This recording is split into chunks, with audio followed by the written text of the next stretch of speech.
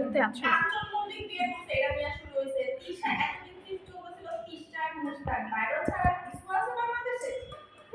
তুই ভাইরাল না তারপর কাপড় বেচে শুরু করে দিব। এটা ঠিক বলছিস, ভাইরালে কাপড় বেচে পাওয়া না। ইয়েস, কাপড় আরেকটা বেচছিল কসমেটিক্স কাপড় যাচ্ছে। তুই মুস্তাকের নাম নিছিস না, অটো ভাইরাল হয়ে যাবি।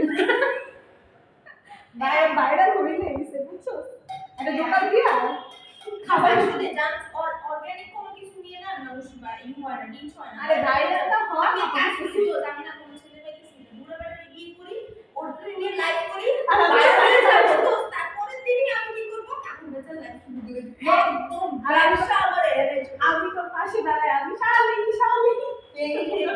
আসলে তো ফিউচারে আর কিছু নাই, বাংলাদেশে এটাই চলতেছে ভাইরাল। একটু এই ভিডিওটা যদি ভাইরাল হতে পারো,